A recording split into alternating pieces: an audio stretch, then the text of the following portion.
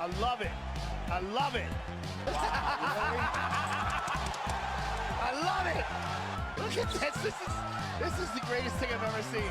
Hey, I'm not surprised.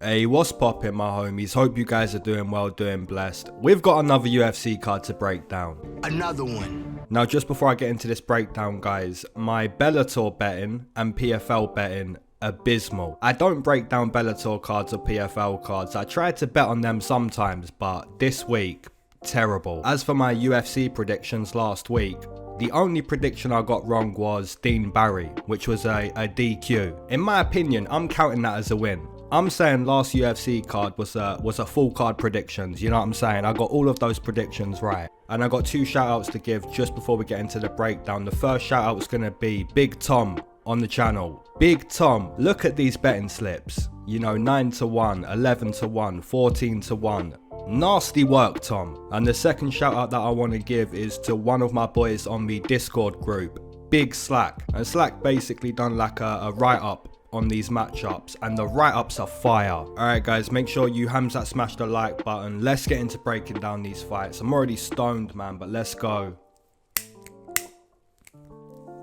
Alright, so starting off this card, we've got Tatsuro Taira, I believe is the pronunciation, taking on Carlos Candelario. So originally on this matchup, guys, I didn't really know who Tatsuro Taira was, so I had to go do some tape, right? Now, looking at the tape of Tatsuro, you can see why the UFC has signed this guy. You know, the movement's pretty quick. The calf kicks are super noticeable. So that's two things that I'm already noticing about Tatsuro Taira. Then you look at the ground game, the jiu-jitsu. The jiu-jitsu is pretty good. This kid's undefeated, 10-0. The calf kicks are good, the movement, the quickness, the speed, the grappling. I'm kinda liking what I'm seeing from Tatsuro Taira. On the flip side, guys, you've got Carlos Candelario, who is making his UFC debut from the Contender Series. Now, the matchup he had on the Contender Series, the fight he had, it was a good fight. You know, it was a good matchup. I'm not entirely sure he should have got a contract on that night.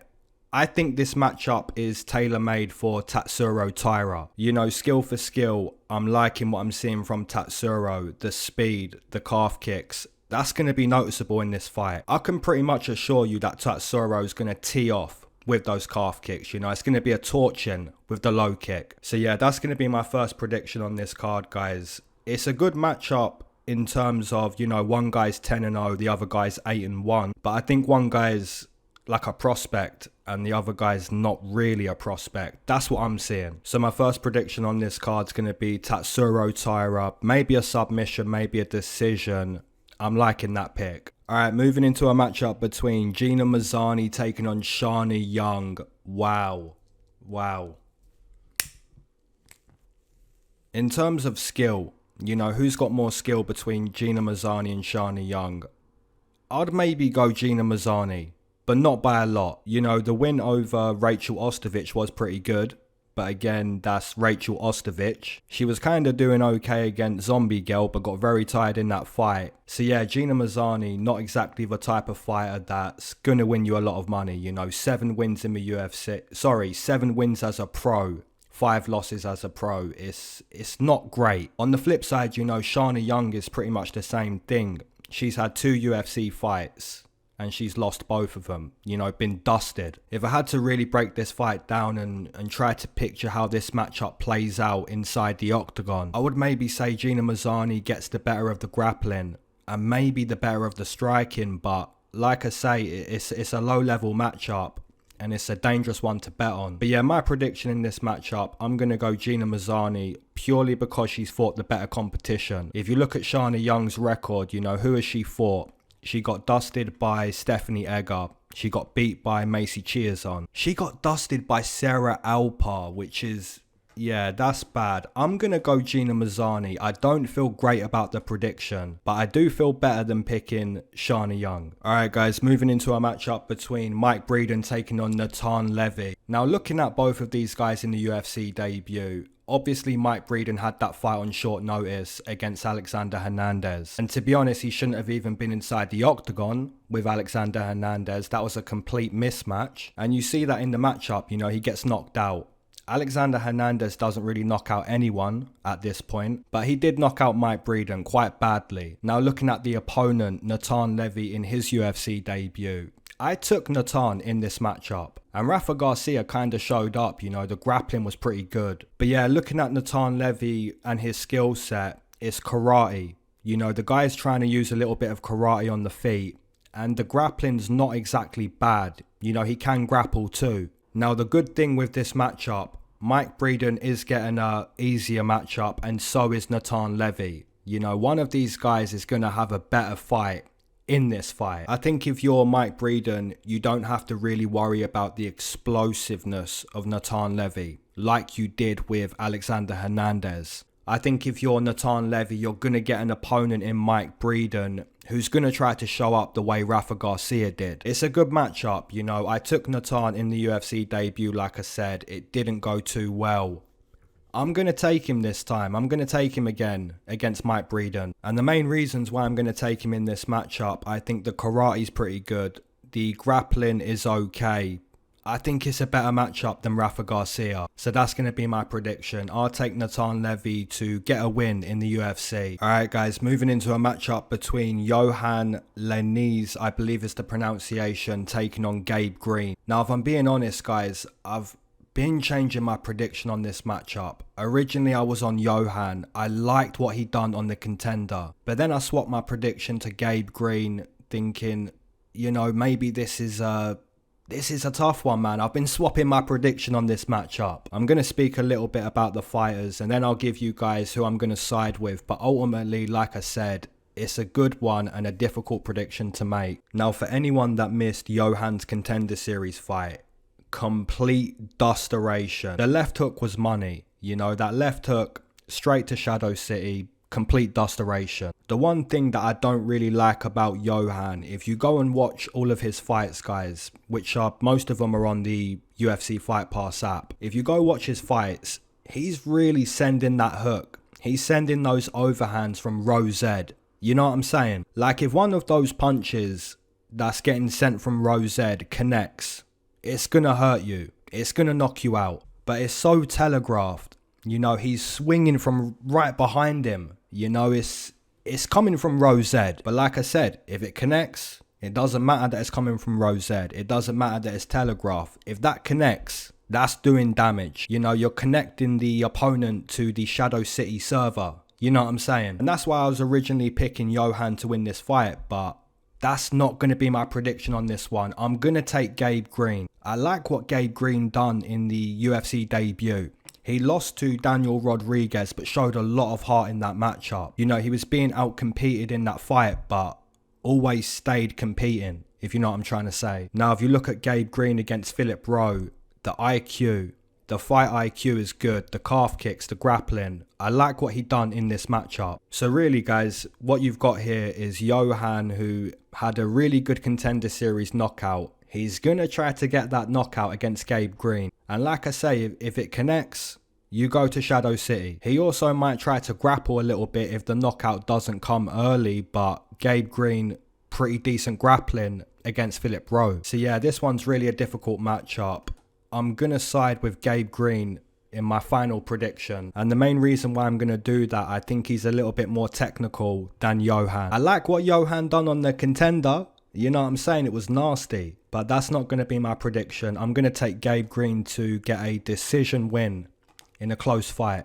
Alright guys, moving into a matchup between Alexandr Romanov taking on Chase Sherman. This matchup's very easy to predict. One fighter will inflict total dusteration and the other fighter's going to be completely dusted. Totally dusted. Now the fighter that's going to inflict total obliteration, that's going to be Alexandr Romanov. The fighter that gets completely dusted, that's Chase Sherman. It's going to be a ground and pound stoppage or a submission. So yeah, my prediction, guys, I'm going to side with Alexandr Romanov. I'm pretty sure it happens. I'm pretty sure it's round 1, round 2. Now the money line's going to be crazy, so you've got to go inside the distance. or even go under 1.5 or even under 2.5. But yeah guys, my prediction in this matchup, I'm going to go King Kong, Alexandr Romanov. Alright guys, moving into a matchup between Daniel Da Silva taking on Francisco Figueiredo. And this is a good matchup, and to be honest, I'm quite confident in my prediction. I'm not sure why, but yeah, I'm quite confident in this one. Now, speaking about the fighters before we get into the prediction, if we look at Francisco Figueiredo, this guy slows down. This is Deiveson Figueiredo's little bro. I don't know if he's actually younger than Deiveson, but that's still little bro, you know what I'm saying? Now, little bro's got to go for a run.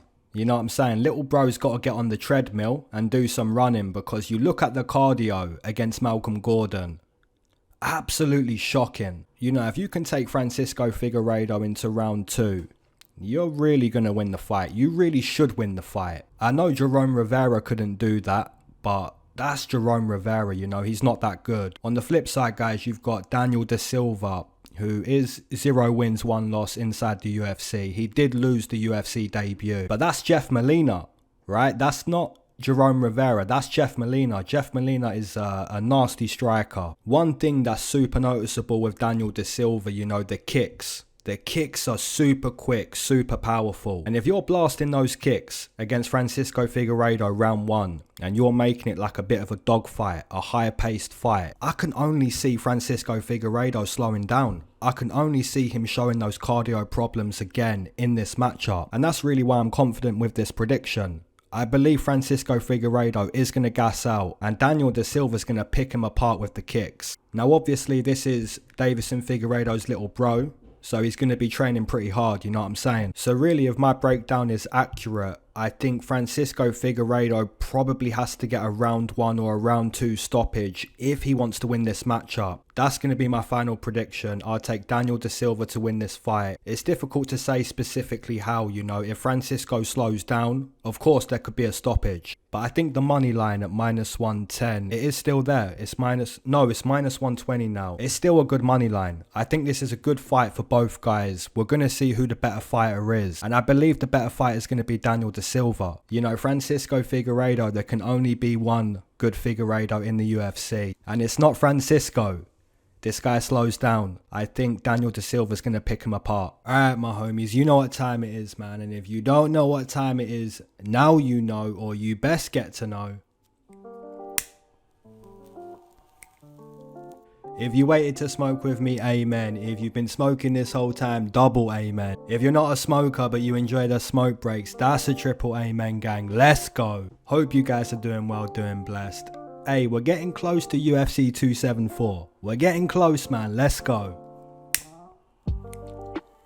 Alright guys, on screen you're going to see 2 hashtags. You can use these hashtags in the comment section. The first hashtag is going to be Money City. So if you've got like an underdog play or a play you really think is going to take you to Money City, if you've got that play, use that hashtag in the comment section. Or you can use, you know, hashtag 2fight parlay, sorry. But yeah, use those hashtags if you want to use the hashtags in the comment section below. Now on this smoke break, man, I want to give a big shout out to the Discord group. The Discord group, man, is an awesome community. You know, big Slack putting in the work with the fight breakdowns. You love to see that. Big Josh with the stats. Hashtag Argentinians cannot fight. They cannot fight. So yeah, the Discord group, big shout out to you guys. And hopefully we can get more people in the Discord group. If you want to join that, be sure to check out the Patreon. The Patreon's where I post all of my bets and you get access to a whole community, a whole gang. So yeah, big shout out to that.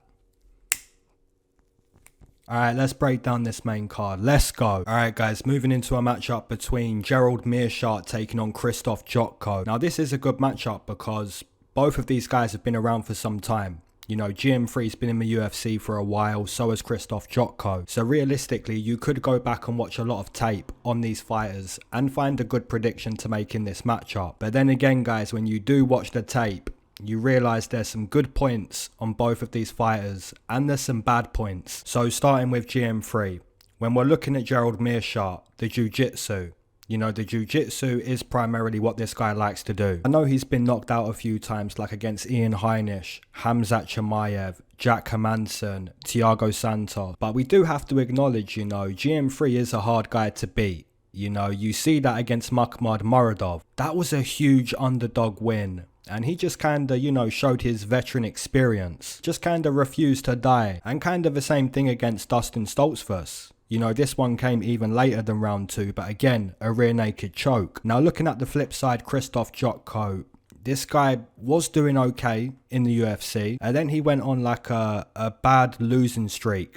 And now he's turned that around a little bit. Put together some more wins. He had a loss to Sean Strickland. But, you know, Sean Strickland is looking good with the boxing. He's always looked good with the boxing, Sean Strickland. Now looking at Krzysztof Jotko in his last matchup against Misha Cirkunov.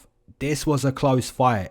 You know, a lot of grappling against the fence and on the mat. And when the fight was in like the kickboxing scenario, Krzysztof Jotko was doing like a little bit more. Not a whole lot more, but yeah, this was a close fight. Now, one thing that you can take away from the Jotko and Misha Cirkunov fight, if you remember, guys, late in that fight, Misha Cirkunov was taking the back of Jotko. Now, Misha Cirkunov was quite tired in that fight.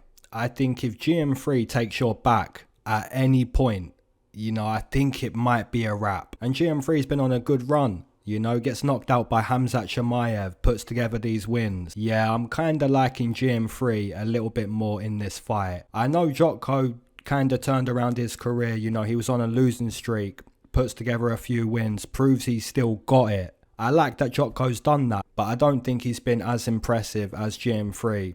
So yeah, I'm going to side with the jiu-jitsu player in this matchup. And you can get him at plus money. You know, that's an underdog prediction I'm taking on this card. Alright, moving into a matchup between Darren Elkins taking on Tristan Connelly. Now, I will be honest, guys. Big slack in the Discord group. We disagree on this fight. And that kind of scares me a little bit. I'm not going to lie. And big shout out to one of my boys in the Discord, Tino. I know Tino gets me on the disagreements more than I like. So hopefully, Tino, you're not disagreeing on this prediction. But yeah, guys, getting into the breakdown on this fight. What you've got here is a UFC veteran in Darren Elkins against Tristan Connelly. Now, let's speak a little bit about Darren Elkins, right? The striking defense is abysmal. It's really, really bad. And Darren Elkins kind of prides himself on that, you know, the octagon name. The damage. It's like he wants all of the CTE. It's like he wants that. And that's who Darren Elkins is, you know. This guy's a warrior. A true warrior of the octagon. But yeah, let's speak about the good points on Darren Elkins. If you're looking at the positives, the wrestling's pretty good. The jiu-jitsu's pretty good. Obviously, he's not looking to stand and trade too long. He will compete in the dogfight. He will take the damage. But ultimately, he's looking to win the fight. And if he has to grapple to do that, Darren Elkins is going to do that. Now, on the flip side, guys, Tristan Connelly, he has a win over Michel Pereira. Not because he really beat Michel Pereira. If you go back and rewatch it, Michel Pereira done some crazy dancing on the way to the octagon. And he gassed out. Now, looking at Tristan Connelly against Pat Sabatini or Pat Sabanamogomedov, you're not going to win that fight. Obviously, trying to wrestle with Darren Elkins is going to be a little bit easier than grappling Pat Sabatini. But it's still not going to be a walk in the park for Tristan Connelly. You know, Darren Elkins has been inside the UFC for a long time.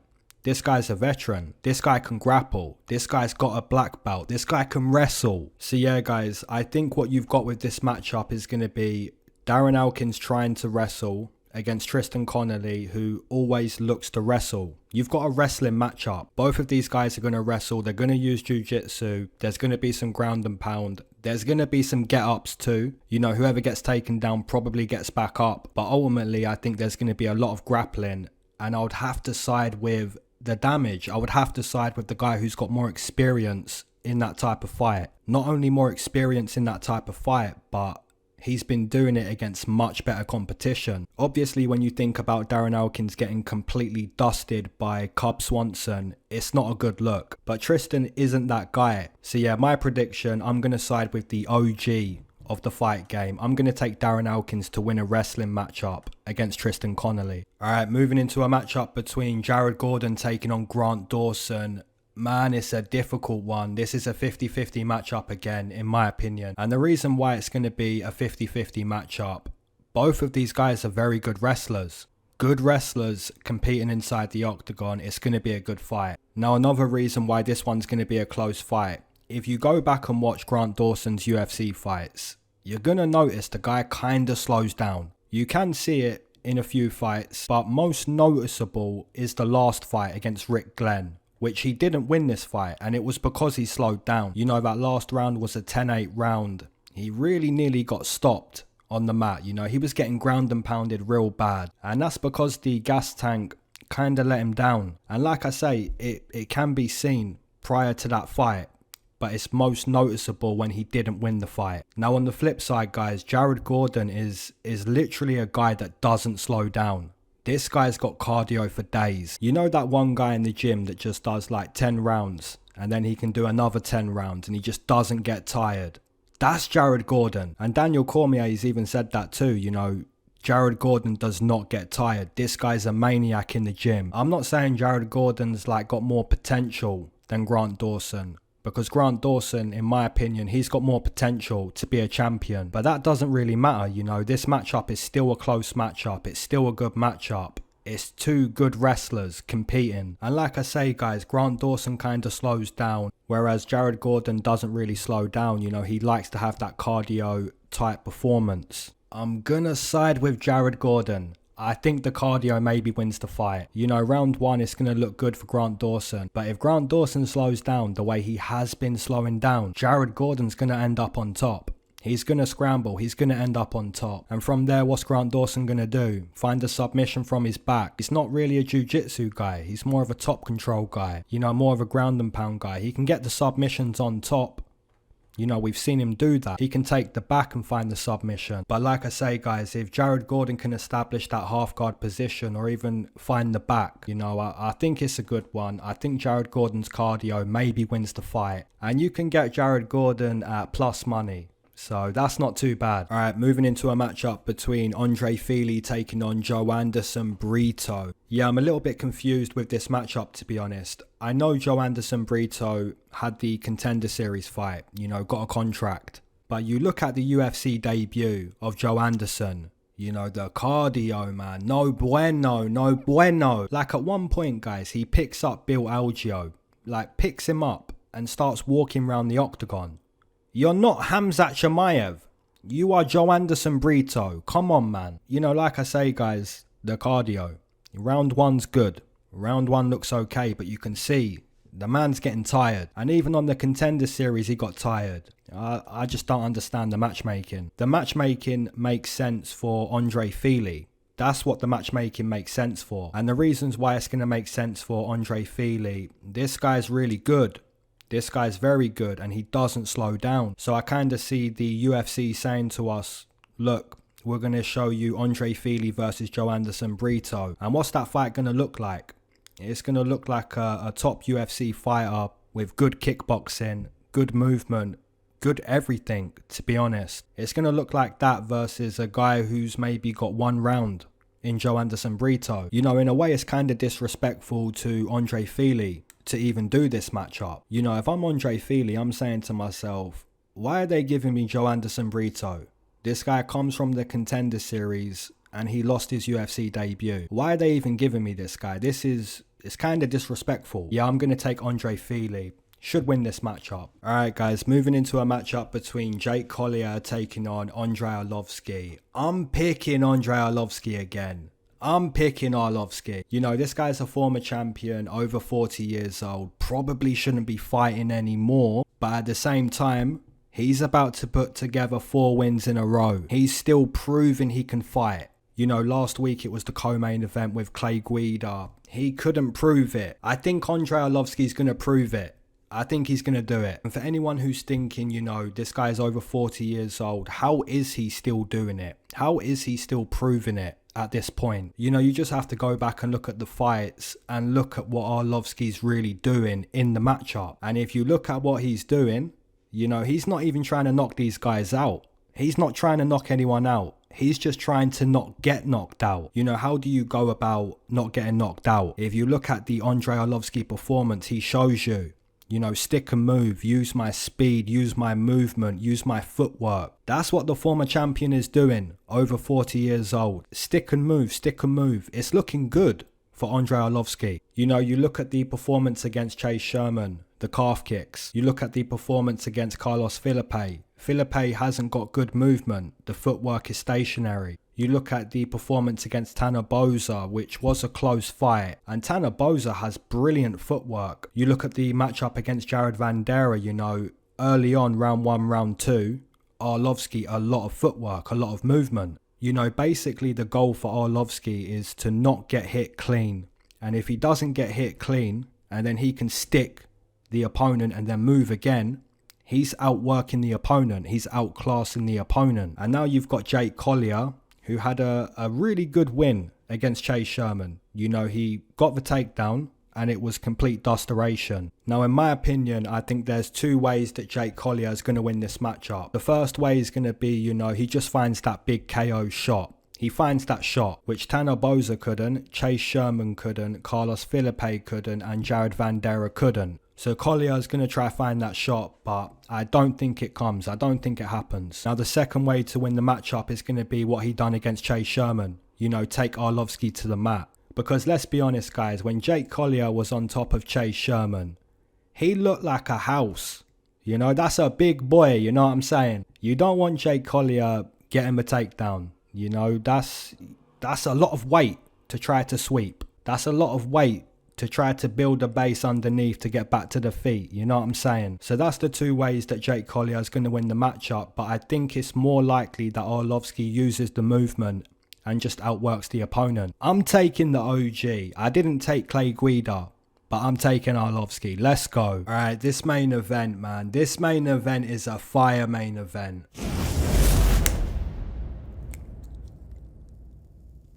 As always, if you enjoy my predictions, enjoy my breakdowns, be sure to Hamzat smash the subscribe button. Be sure to Hamzat smash the like button. Let's break down this main event. Alright, so Rob Font obviously has one weapon that's going to be critical in this main event. It's going to be vital for Rob Font to use this weapon. And I'm pretty sure that 90% of people know the weapon I'm referring to. It's going to be the jab. Now, not only is this weapon going to be important for Rob Font to use, Rob Font is one of the best at using this weapon. It really is money. It's a money weapon for Rob Font. So yeah, guys, I don't really have any disagreement on who's going to be the better boxer. The better boxer, in my opinion, by a mile, it's going to be Rob Font. But that doesn't mean to say that Marlon Vera can't win this matchup.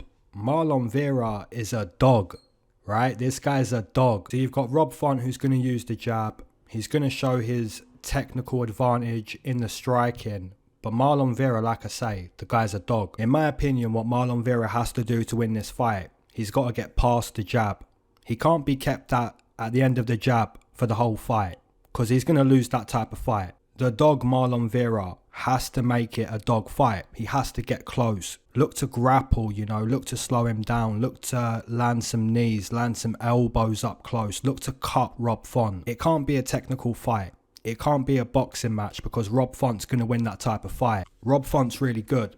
So Rob Font is going to have his moments in this fight, and it probably happens early on. And at that point, you know, Marlon Vera might be like a plus 400 underdog that I might sprinkle at that point, because ultimately, guys, this is going to be a 25-minute matchup, and Marlon Vera's not going to go away.